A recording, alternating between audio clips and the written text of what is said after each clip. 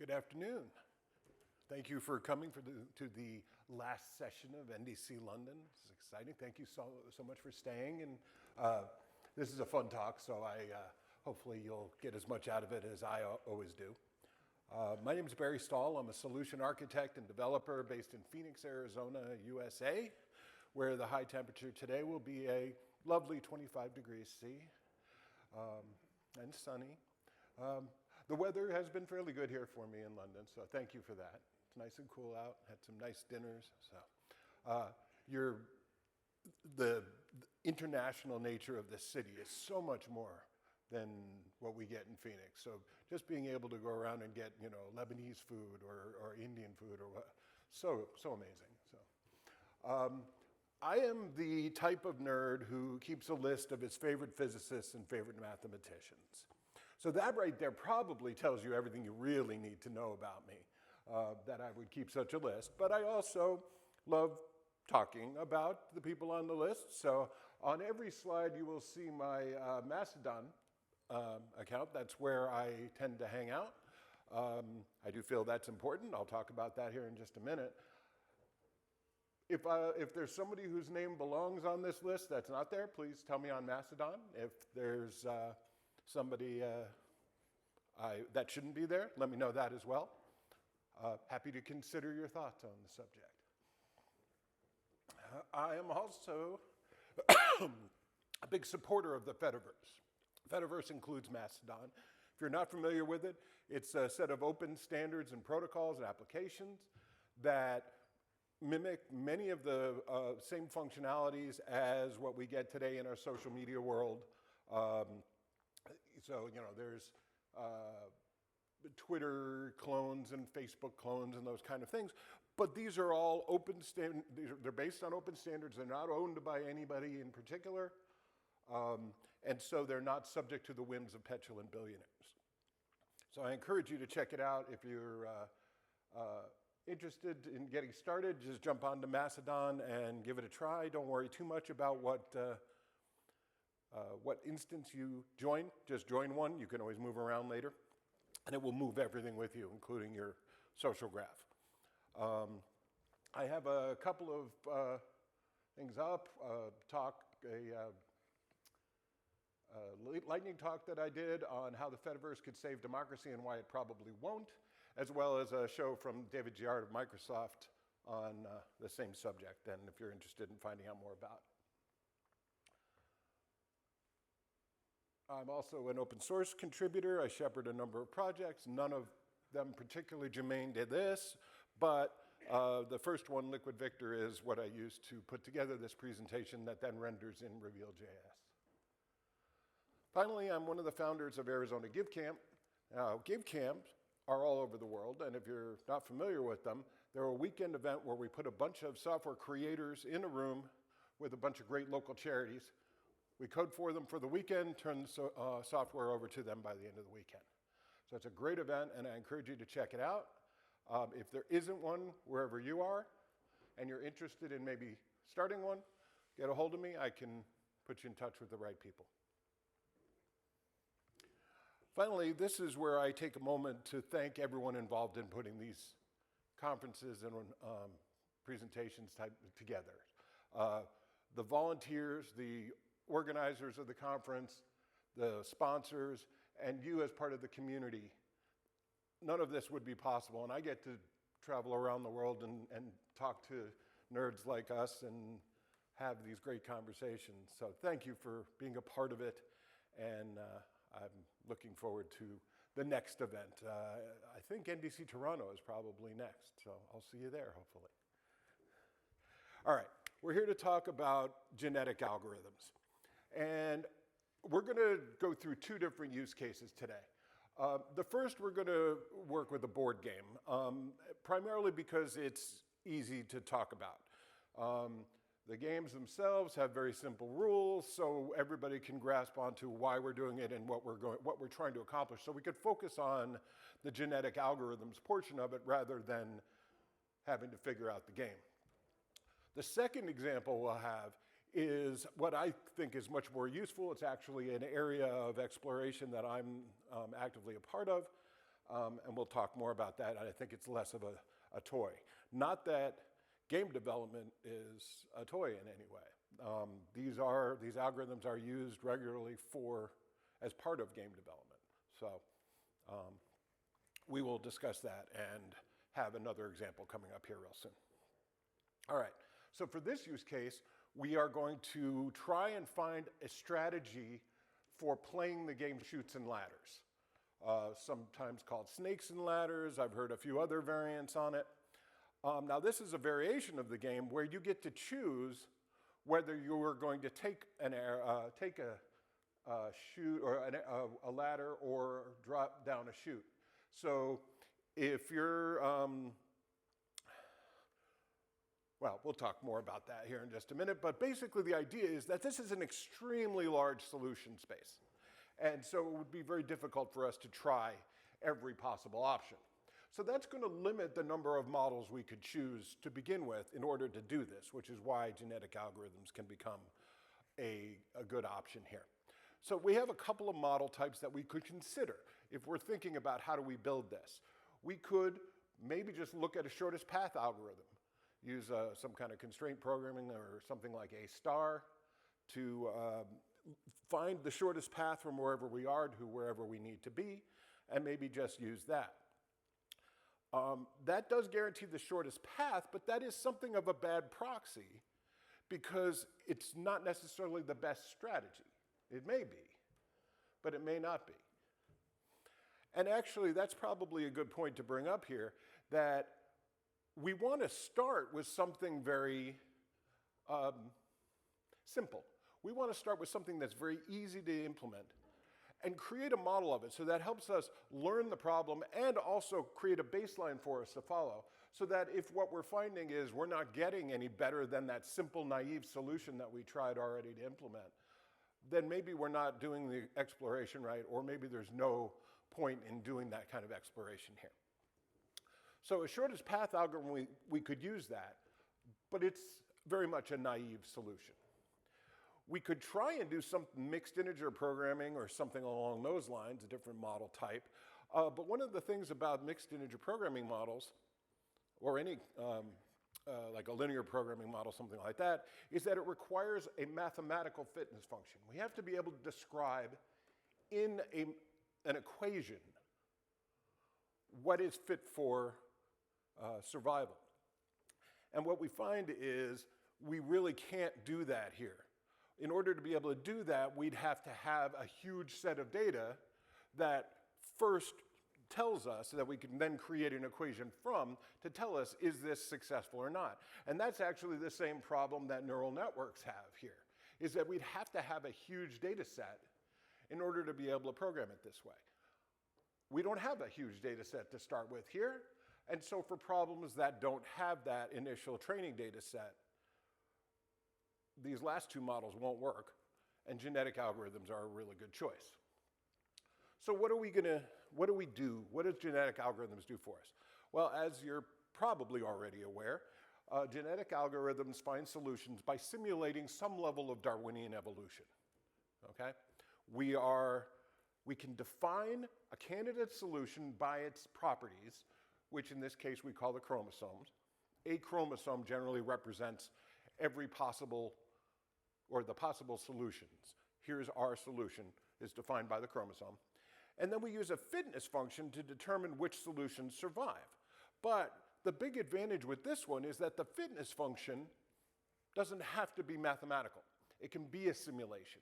So we can, as long as we can define the DNA of our solution, we can then use that to run simulations, find out which is the most fit, and then evolve the solution from there.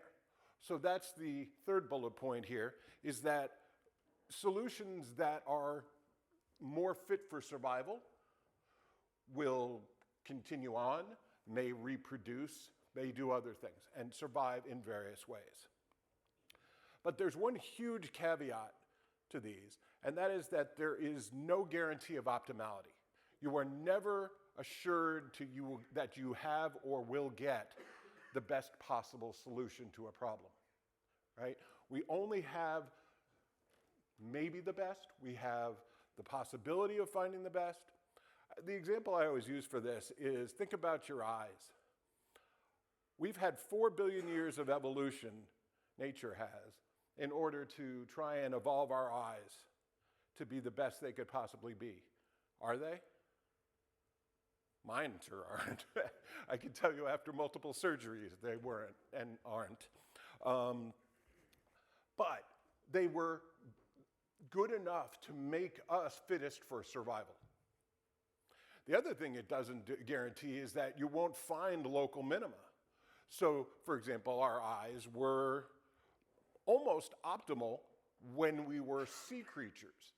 They were really good at seeing underneath the water because they're full of liquid themselves, our eyes are. Once we evolved onto land, our eyes were never as good. We have never seen as well since. So we were in a local minima, and we've kind of stayed there with our eyes. That can happen with these algorithms. Anything genetic, that can happen. But of course, we have some level of control there. We can minimize the likelihood of falling into a local minima by doing something like increasing the simulation size. So we'll talk about all those meta parameters that we have control over as we go through. So, our game strategy, how are we going to define it? How are we going to set up the model here? What we need is a strategy that should tell us which move we should take when we have a choice. And what we're given in this game is a location on the board. Here's where you are. You're on space 45. And a spin. You spun with the little spinner thing, and you got some value 1 to 6. Knowing that, you need to say if there is a choice in where to go under those circumstances, you need to be able to, our algorithm needs to be able to say, here's where we should go. Here's what our move should be. So as an example there, if we're on space 45 and we spin a 1 or a 2, there's no choices. So in order to minimize the solution space, the game engine isn't even going to give us an option for that. There's no choice. If we're on space 45 up here and we spin a 1, the game engine is just going to move us to 46 because there's no choice. But if we get a 3, if we spin a 3, we could either end up on space 48 or on space 26. And so we're going to have to decide. We're going to have an algorithm that can say, for this situation, it's best to go to 48, which is probably going to be true. This making sense so far? All right. So how are we going to do this? Well, step 1 is always going to be to define the DNA. It's to be able to create the model. Now, actually, I'll back up and say step 0 is, of course, create a naive solution, so we have some kind of baseline. But then we go on and say, we need to define this DNA. So we need to create a chromosome that represents all possible decisions that can be made. Now, the chromosome is a collection of genes. Each gene represents a decision that we can make. So a single decision, if you're on space 45 and spin a 3, that's a decision. At that point, we have to make a decision. So we have to have options there. And those options are represented by the alleles that can be selected in those genes, okay? So we'll have our entire chromosome will have a gene is on 45 and spun a 3, and there are 2 possible alleles for that, only one of which can be active at any point in time. So that creature, that, candidate solution, will have one of those 2 alleles in that gene. And that's how we define what our solution is going to look like. And we're going to fill up that entire chromosome. So let's see what that, or at least a small section of that, looks like. So this is just an Excel table that has, and it's just a small section of it, that has the 45 and 46, that section of the table, of the chromosome, and then what we spun, and then all of the options that can be chosen for that particular gene. And you can see the maximum one is 5. There's the maximum number of possible solutions. Well, we know that since there's 1 through 6, there's no way you could have any more than 6. Turns out that there is no individual space and spin combination that gives you actually 6 choices. But there are a few that have 5 choices. Most have 0, 1, or 2 choices. 1 or 2 choices. Okay. So we can see that 45 spinning a 3 only has 2 choices, but 46 spinning a 6 has 5 choices. And what that gives us is eliminating all the ones where there are no options to choose from. We end up with 299 different possible decisions that we have to make. And that gives us a total of 679 total selections, total ways we could, or total choices we can make in our DNA. And if we multiply all that out, what that gives us is roughly 10 to the 103rd possible combinations. So there's 10 to the 1.454 times 10 to the 103rd possible organisms we could create, each one with a different strategy.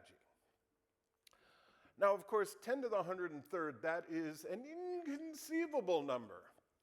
And I say it that way not just to invoke the greatest movie ever made, Princess Bride, right? Okay? Not just to invoke that, but also because it is literally inconceivable. We cannot conceive of it in our minds. I can't tell you how many times I would have to stack, I usually say pennies, but whatever it is, stack coins to the moon, or sorry, across the known universe, to say how large, to give you some idea of how large that is, because that's still 10 to the 70th or something like that number of times across the known universe. So we still can't, there's no way to represent that knowledge in our head. So we can't just use brute force techniques. There's no way to try them all. So we've got to be smarter about what we try. So what we try then is going to be, how do we set up our model? How do we use our model? And so we're going to have a number of parameters that we can tweak in order to do that. And also how we actually run the model. We'll see an example. We'll see a flow chart for that here in just a minute. But some of the things we can tweak here include how many simulations we run before we move on to the next generation. So before we decide which of these organisms was the most fit. The longer that is, the more simulations we run, the less likely we are to get trapped in a local minima. But also the longer it's going to take to put this all together, and maybe the fewer options we can try to begin with. So maybe we're going to have to balance between trying different sets of DNA versus getting accurate answers when we run those simulations. Trade-offs. We can also tweak the generation count. How long do we go? This is, maybe we just let it run forever. And if we're running in production, and we'll see an example of this at the end, if we're running this in production, we might just let it run forever and just see, if it keeps coming up with better answers, maybe we merge those better answers in. But usually, if we're doing something like, say, we're trying to define the strategy that an NPC is going to use in a video game, which is one of the ways it's often used, we want it to get to a certain point. We want it to, beat a certain player a certain percentage of the time. So we're going to want to define what that is. We can also look for convergence. We can also say, you know what, this thing just isn't getting any better. We've run 1,000 more simulations and we just haven't found a better solution in that time. Maybe it's time to cut off the thing. Or maybe it's time we restart it from an unknown state and see if we can get out of a local minima. These are all options we have. I mentioned crossover here. Crossover is part of how the genes mutate. So we'll get into that in just a second. We also have the option of changing the misspelling rate. So this is how fast our mutations occur. Meaning, when we do some mutations, For example, are 10% of our genes going to mutate or something like that? We can define how much change happens. So the more change happens, the broader the space we're going to be able to explore, but the more likely we are to jump over the best solution. And we can also play meta games with that as well, where we say, oh, if we're at a solution at a point where we're getting a solution that's this good, maybe we slow that down, that error rate, reduce that error rate, so we're starting to dial in our solution. So there's a lot of things we can do here. Finally, our selection strategy. So this is how we decide which survives and how it can, when it survives, how it continues. So we can define things like, under certain circumstances, the organisms survive intact. So the next generation is exactly the same as the first, as the previous. We can survive mutated, meaning that error rate of 10% or whatever we decided on, it mutates, and we explore another portion of the space. We can survive recombined, so that's using a crossover. So that's sort of the simulation of sex in this model. What we do is we pick a crossover point. So something like we have 299 different alleles, right? So we'll say at 150, we're going to take the first 150 from one organism and merge that with the next 149 of another organism. So maybe our best solution and our second best solution survive intact, and then we have a third solution that is the crossover of those two. So we get to merge those spaces. It's an interesting lots of interesting different ways to explore the space. And that's ultimately what we're doing here, is this is a search operation, but it's a search operation where we know we cannot possibly search the entire space. So we're trying to search in intelligent ways. And nature has given us this one solution, a mechanism for that search that has done a pretty good job for us over the last 4 billion years. So this is how I have set up this particular model. Now, all this code is in GitHub, and this presentation is already out on the web. There's a QR code at the end that will get you to it, so you'll have all the references and everything available to you. What I did for this was I picked the starting DNA and then mutated it all the way around. And I think I actually started from, for this example, I started from a DNA that actually gives you the best path. So I looked at what is the best path through this, shortest path through this board, and I created a set of DNA that follows that best path. And then I mutated it 6 different times and said, okay, now we're going to have 6 players in this game. They're all going to have some different mutation of the best path algorithm, best path DNA. And then the way it's implemented is I used a rules engine. So I translated all of those chromosomes, all those alleles, into rules. If you spin a 46, or if you have on 46 and you spin a 3, you do this. So a single rule. And all of those rules, all those 299 rules, go into the rules engine, and then it's used to say, here's what I did, here's what I got, here's where I'm at, here's what I spun, what do I do? And we run the simulation based on that. And we run that simulation. I don't remember how many times I have it in there, but it might be 1,000 times. We'll run that simulation, say 1,000 times, and find out who the best solutions are. So which ones won the most games? Because that's actually what we're looking for here, and that's actually kind of important. We need to make sure we're looking for the right things. I mentioned that sometimes there are bad proxies, like finding the shortest path. Not a really good proxy, because what we're looking for is most wins. So how do we decide this? Well, which one won the most? So we track how many times each of the 6 strategies won the game, And then we can use that to create the next generation.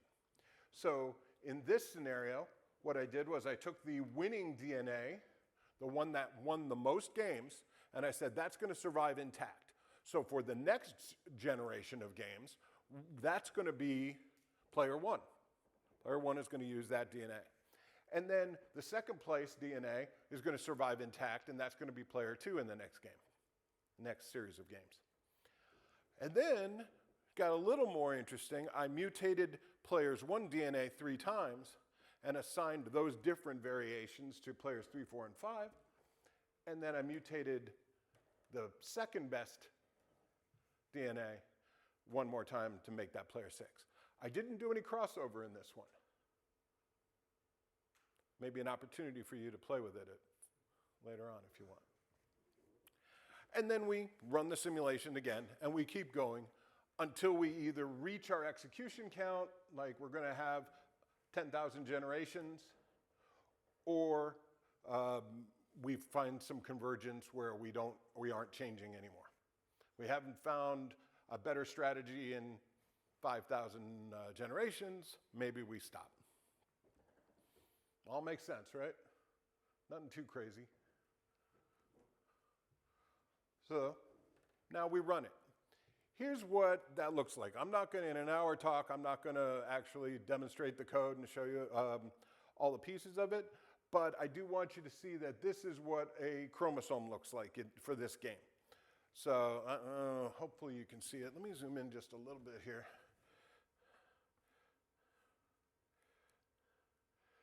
So you can see that what I've got is the starting point and the spin, then result in a set of legal endpoints, and we get that back from the game engine. So we could say we could end up here, here, or here, and what we're going to return is the selected endpoint.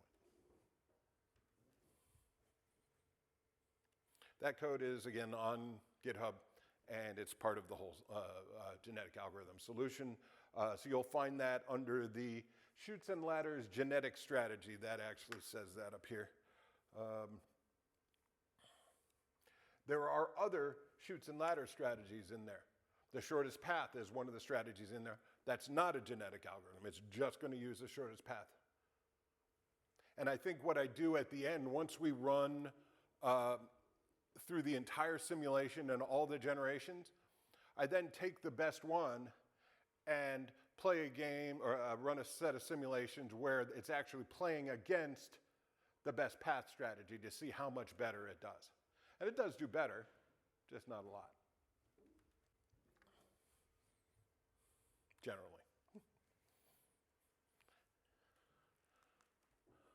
So, some options for you to take that code and work with it. If you're not a C# developer, I think most of the people here at least have some experience with C#, but if you're a front end and you do JavaScript or what have you, implement it in your language. That's even easier to do these days with the assistance of LLMs than it's ever been. We could augment the DNA to include what place you're in or where the other players are on the board. So you could include that kind of information. The game engine actually gives you that back. You could include that in the model. Now you're making the solution space even bigger, but we could see if that helps. Or you could use the same maybe rules engine and define the DNA of another game. I do, however, recommend not starting with something like chess or Go. Keep it something a little simpler. Any questions so far? There will be some time at the end probably for questions if you have any. All right, so that's use case one. That's our game. Now we're going to get into something I find a lot more interesting. We're going to talk about semantic distance. And we're going to need just a little background on this so that we're all on the same page here. So when I talk about semantic distance, I'm usually talking about embeddings. Embeddings are something that came out of Google in 2016, 2015, that time frame. I think Word2Vec was the first embedding model, or the first well-known embeddings model. What it does is it represents an idea, a word or a phrase, some kind of concept. It represents it mathematically as a vector. So a point in multidimensional space.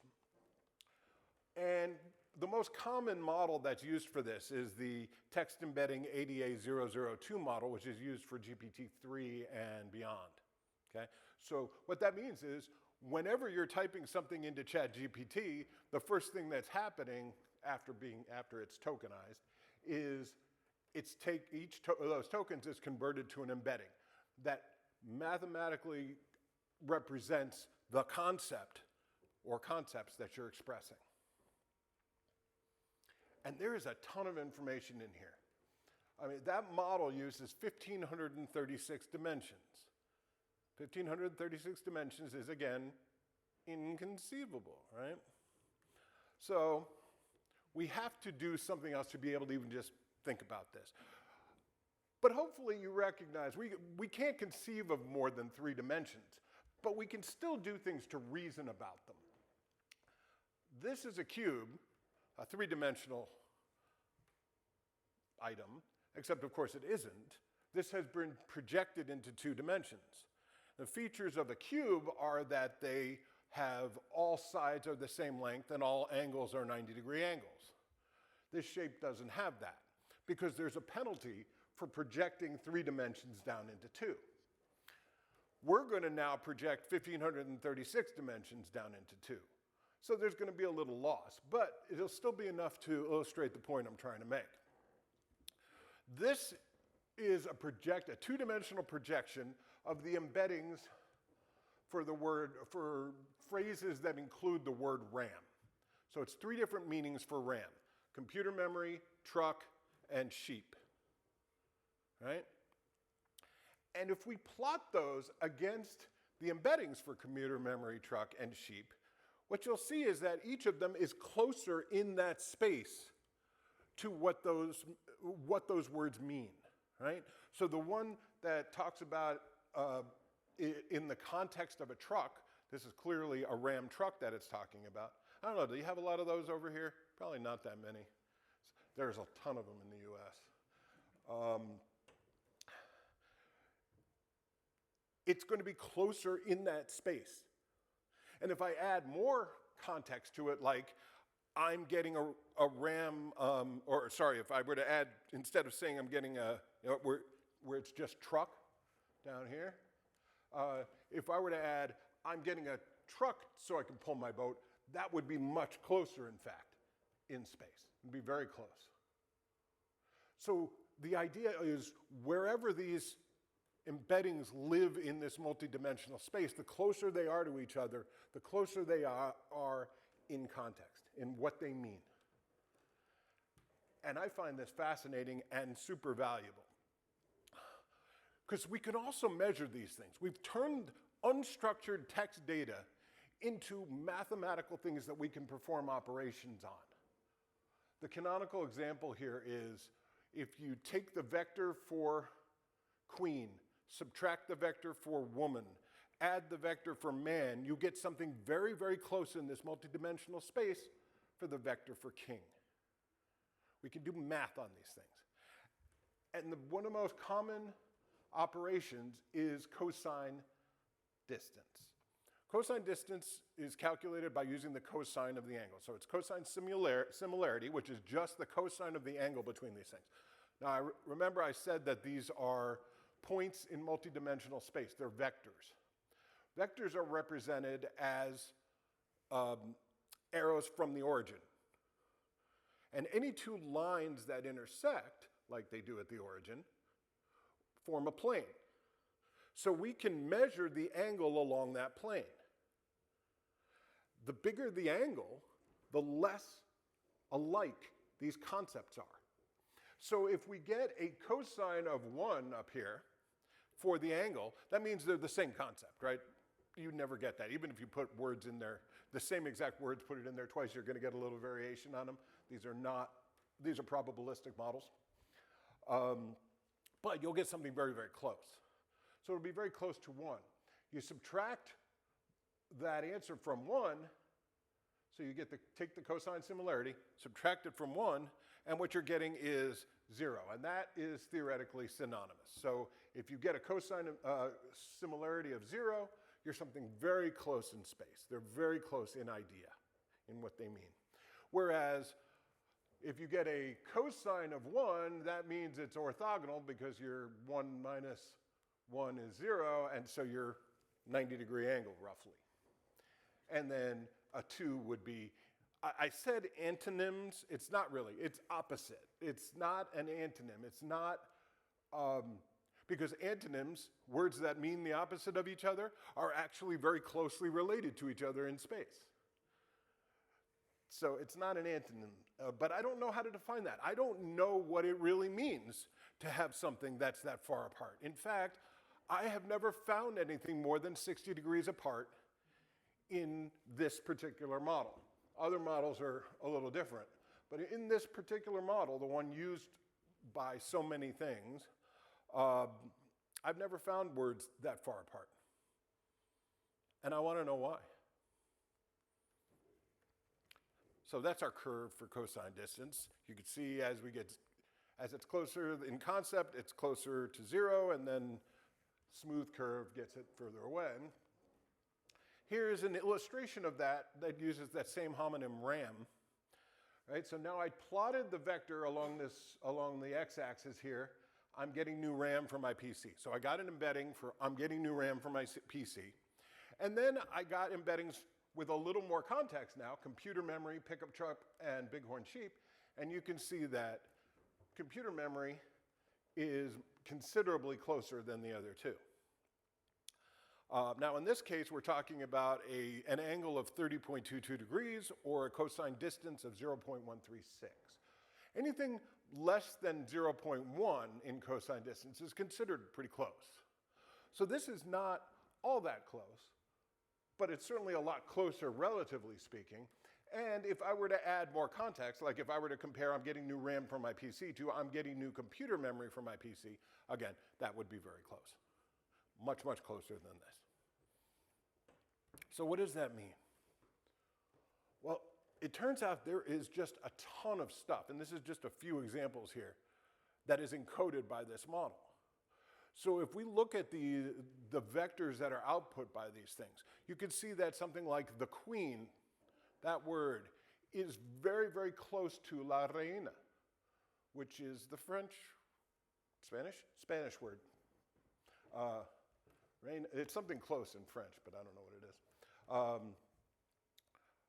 They're the same concept, just in different languages, and so they're very close in space. It can recognize, and I'm gonna say recognize a lot because I tend to say this a lot, but whenever I say recognize, big air quotes on that, it encodes the fact that expressions are idiomatic, for example. It's very close in space to say he kicked the bucket, and it's very close to he died. It's not nearly as close to he kicked the ball, even though he kicked the ball and he kicked the bucket are very, very close semantically, right? They're, it knows that you're not actually punting that's another USA word, sorry. It knows you're not actually drop kicking a physical object there. Same thing, sarcasm, homonyms, bark the sound a dog makes. It's going to put that in space closer, if it's related to a dog. Now, if you can't tell, we don't know. That's not covered here. But if we have context that says this bark is a dog, it's going to be closer in space to howl than it is to bark the layer of a tree. There is a ton of information encoded in here. And this is what convinces me that in these models, there are insights that humans have never understood, have never made the connection for. Because I might have a dentist in Germany who wrote a paper in German about how he uses lasers in his practice, and a French astrophysicist who wrote a paper on how she uses lasers to measure distances astronomically. And if I'm back in Phoenix, trying to look up lasers so I can make myself a lightsaber, right? I have the benefit of the space, the dentist space, the astrophysics space, the German language, the French language, all available to me that in most cases, I just think the humans don't have that the ability to understand multiple languages and to understand multiple problem domains like these machines have encoded in them. So I think we can find a lot of information out of this. But how? In order to be able to pull information out of this, you kind of have to go, it's really a one-directional operation. You can think of it like a hash.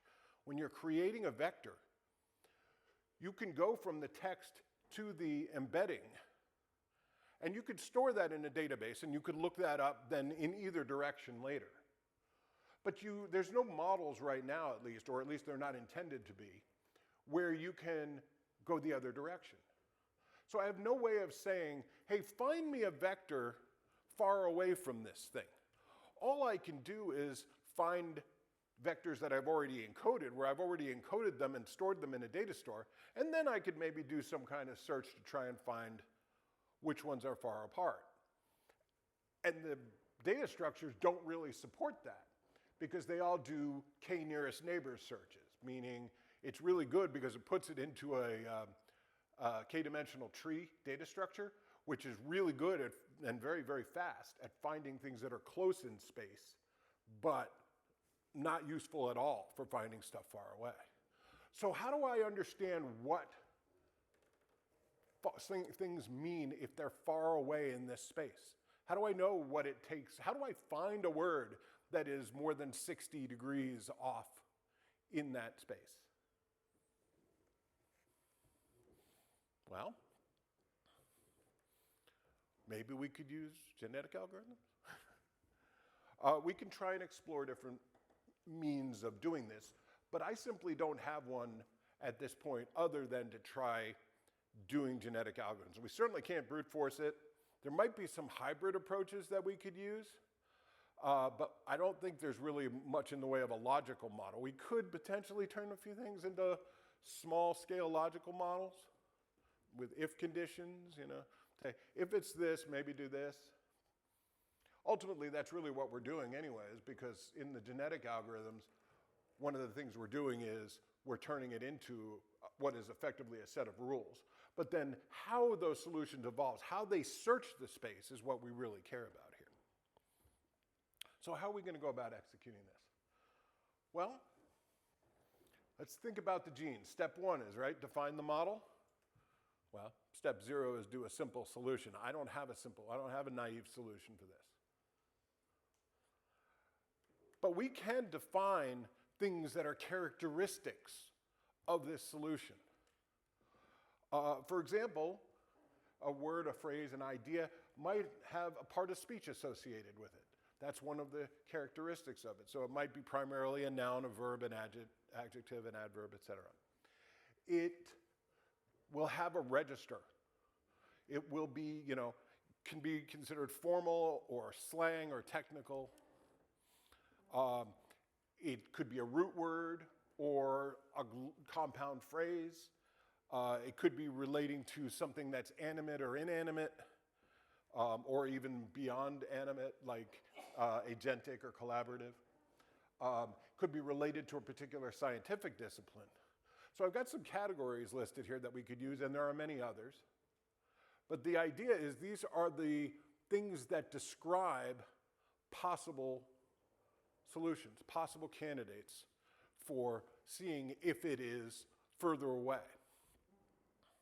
We also have some continuous type variables that we could turn into categories if we wanted to, or we could use them as continuous variables, like how negative or positive the thing is, how idiomatic it is. Is it a fully literal expression, or is it, have some idiomatic elements to it? How concrete is it? Is it an abstract idea or something I can hold in my hand? We could potentially include language.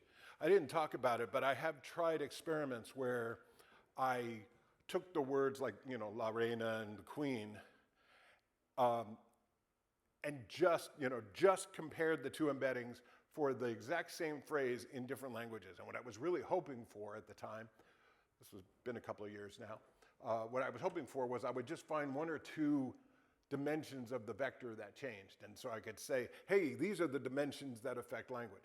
But it's not. Nearly everything had changed. Computers don't think like we do. So the vectors, the dimensions mean something different, and nearly everything had changed significantly. So we're going to have to find other ways to represent the solution. I can't tell you what each dimension means, but I can tell you some of the ways to categorize our possible solutions, and that's what this is. Okay, so now we've defined what our DNA could be made of. We're also going to have to find ways to execute this problem in a way that makes sense. So what I'm thinking about is, if I have a word, truck, I need to say, how can I find, is there a solution that will find a word that is far away as possible from truck? So if I know that a truck is a noun, maybe one of my candidate strategies is to select an adverb. Or if it's in a software engineering discipline, maybe I try and select a word from a philosophy discipline to try and we can do all of those things, all of those characteristics, because we know all of those characteristics for each word, because we have tools to help us find those out, right? We could just plug that into the LLM and say, is this truck the part of, what part of speech is truck? Might be wrong sometimes, but I think the impact of that is low. So we can find those out. We can also use that to select the candidate word. So if I have a word that is, I can have this linguistic agent that is created for defining those words. So once I know that I have a noun that is part of the technical domain, that is all these things, I can say, give me a word that meets these criteria, which are different, and maybe get us a word that's further away, that's really far away in distance. And what I'm trying to find is the way to evolve this so that it gets me words that are further and further apart. And that's what's going to evolve over time, is the mapping between what our original parts of speech and register and scientific discipline are, those things, versus what should they be in the word that is far apart. And we're going to try and explore what things make it so that these words are far apart in space. And I think that will help understand this domain a lot more. So this is my user prompt here. I'm saying, hey, give me a word or phrase with these characteristics, and is not in the list of all the ones that I've already used with these characteristics. And then what it should give me back is a word that I can then get an embedding for and see how far apart it is. And then I will measure how far apart those words are and say, what is maybe the average of all the words that I got back using this strategy? Can I do better? Let's evolve the strategy and try that again. Making sense? A much more interesting problem, I think. But once we've defined this DNA, we can do a lot more with it, right? We've got a genome for ideas. Can we do other things with it? So I've just, because the DNA itself, it describes the candidate, it describes the characteristics of the solution, and then we've also potentially have a fitness function, which for the previous example, the example we just talked about, is distance. So that's the fitness function. What we want is to maximize distance. Well, we could use other fitness functions here and maybe, to make a determination on how alliterative a phrase is and try and find words or phrases that are alliterative or ideas that are alliterative in nature, or maybe are assonant, or that have a narrative tone to them, and we want a heroic tone to this. Find me words or phrases that are that kind of thing. So there's a lot of different things we could do once we have a particular genome defined. Some problems are going to be more so than others. I mean, I don't know of anything else we could use that chutes and ladders DNA for, but this one has a lot of potential. I like that last one, information density. How much per letter or per syllable, how much information is packed into that? Look for words that have the most, or phrases that have the most information density. I may run that one sometime after I run the distance stuff. Okay, so we've got a set of solutions. But we also want, at times, sometimes we're just going to want to run it and see what the answer is, take that answer and go with it. Other times we want to go to production. We want to be able to say, we found the best solution that we have so far, but we don't know if it's the best one we could have. And maybe we have more information coming in over time as users use this thing. We want to keep trying to evolve this and get better and better solutions. And that's almost trivial at this point, depending on how we implement our models.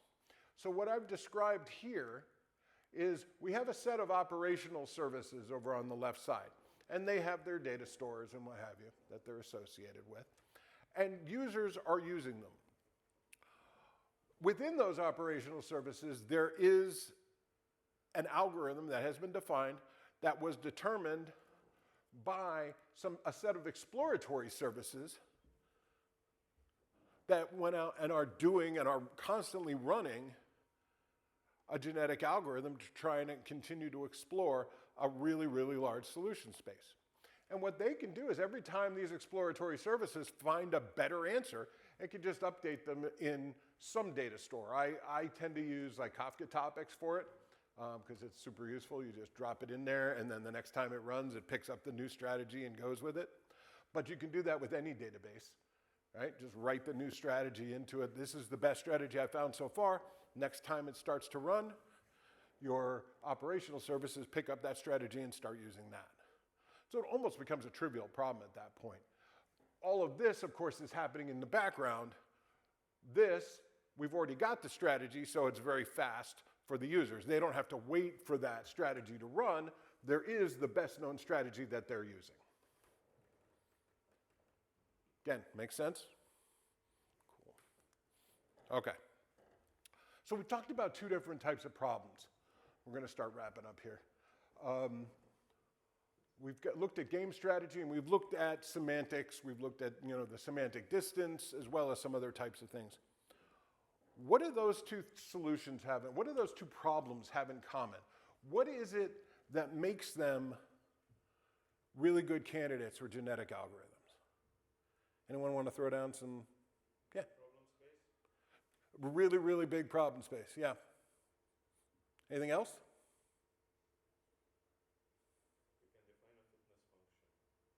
Yeah, that's a good way of saying it. Where we don't have an obvious logical strategy that we can use, and so we need to define something that is a best fit.